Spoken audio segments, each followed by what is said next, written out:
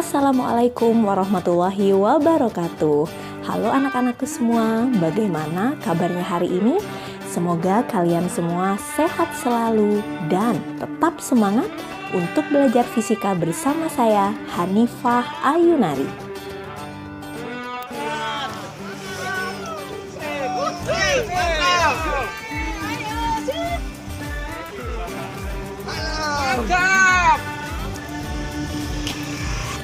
Di masa pandemi seperti sekarang ini, banyak masyarakat yang memilih berolahraga dengan cara bersepeda.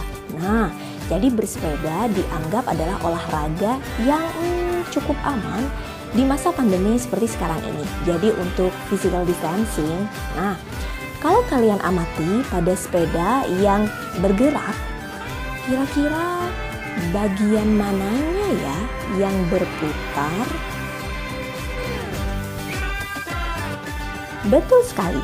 Nah, jadi bagian dari sepeda yang berputar adalah bagian rodanya. Nah, selain mengalami gerak yang berputar atau gerak rotasi, roda tersebut juga kan sepedanya kan berpindah tempat nih. Nah, kalau berpindah tempat berarti mengalami juga gerak translasi. Jadi, roda tersebut mengalami dua jenis gerakan, yaitu translasi dan rotasi. Dan biasanya kita mengenalnya dengan gerakan menggelinding.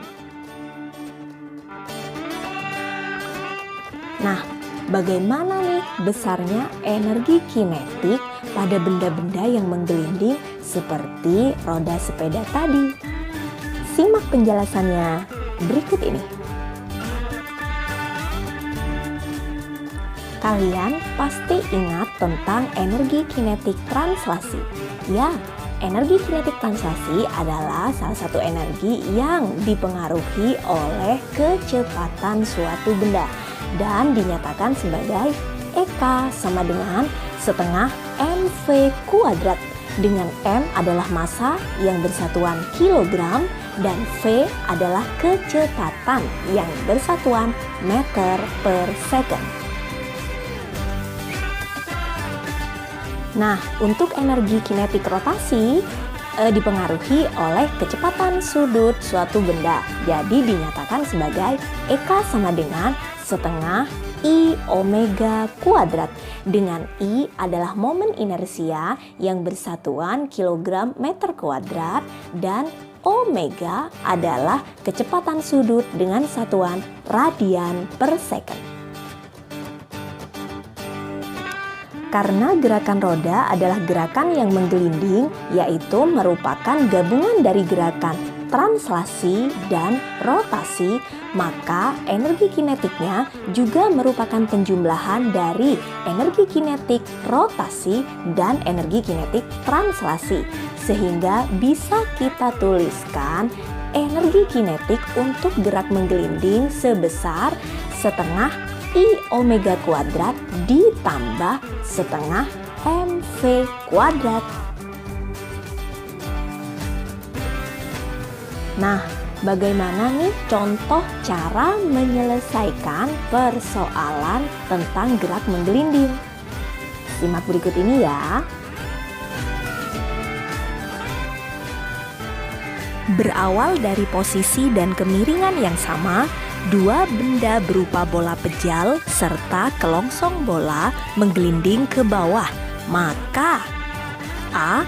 Kelongsong bola mencapai dasar lebih dahulu, tidak bergantung massa dan jari-jari kedua benda. B. Benda yang mencapai dasar lebih dahulu akan ditentukan oleh massanya. C.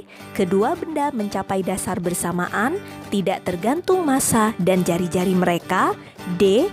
Benda yang mencapai dasar lebih dahulu akan ditentukan oleh jari-jarinya. E. Bola pejal mencapai dasar lebih dahulu, tidak tergantung massa dan jari-jari kedua benda. Untuk menyelesaikan soal tersebut, bisa kita gambarkan seperti gambar berikut ini. Jadi, ketika bola atau kelongsong berada di atas, maka kecepatan awalnya V1-nya sebesar 0. Kemudian saat mencapai dasar bidang miring, maka tingginya 0. Jadi kita tuliskan H2 sama dengan 0. Tinggi awal adalah H1, yaitu sebesar H. Untuk menyelesaikan persoalan ini, kita bisa menggunakan hukum kekekalan energi mekanik, yaitu energi mekanik akhir sama dengan energi mekanik awal. Energi mekanik adalah penjumlahan dari energi potensial ditambah dengan energi kinetik. Energi potensial akhir kita tulis 0 karena ketinggian pada dasar bidang miring adalah 0. Dan energi kinetik kita jabarkan menjadi energi kinetik rotasi ditambah dengan energi kinetik translasi. Sehingga kita tuliskan setengah I omega kuadrat ditambah setengah MV kuadrat. Dan di ruas kanan energi potensial awal kita tuliskan MGH dan energi kinetiknya sebesar 0 karena kecepatan awal benda adalah 0. Kemudian momen inersianya kita tuliskan kmr kuadrat dan omega kita jabarkan menjadi V per R. Kemudian ruas kiri dan kanan kita kalikan 2 sehingga di ruas kiri sudah tidak ada angka lagi setengah dan di ruas kanan menjadi 2 mgh. R kuadratnya bisa kita coret sehingga di ruas kiri kita tuliskan kmv kuadrat plus mv kuadrat sama dengan 2 mgh. MV kuadratnya kita keluarkan sehingga V sama dengan akar 2GH per K plus 1. Melalui hasil V sama dengan akar 2GH per K plus 1, maka bisa kita simpulkan bahwa nilai kecepatan dipengaruhi oleh nilai tetapan K yang bergantung pada bentuk benda. Bola pejal memiliki nilai K sama dengan 2/5, sedangkan kelongsong bola atau bola berongga memiliki nilai K sebesar 2/3. Jadi, nilai K untuk bola pejal lebih kecil daripada nilai K kelongsong bola, sehingga menyebabkan V bola pejal lebih besar daripada V kelongsong bola. Jadi, yang sampai di tanah terlebih dahulu adalah bola pejal. Jadi, bisa kita jawab E.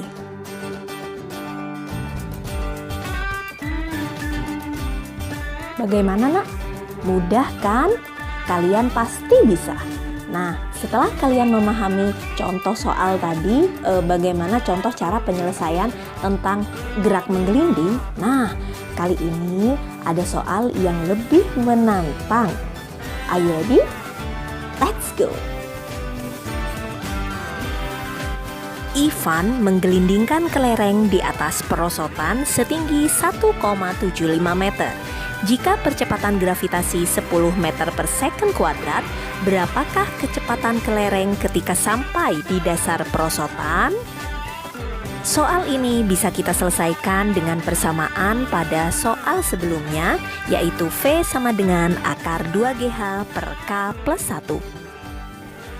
Kita masukkan nilai G-nya sebesar 10, kemudian tingginya kita masukkan 1,75 dan nilai K kita masukkan angka 2/5 karena kelereng kita anggap seperti bola pejal. Kita hitung seperti biasa.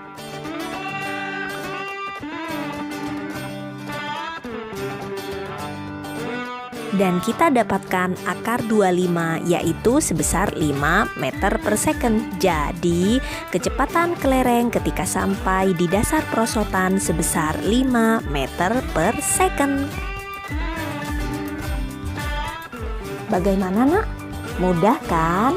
Saya yakin kalian pasti bisa untuk memahaminya.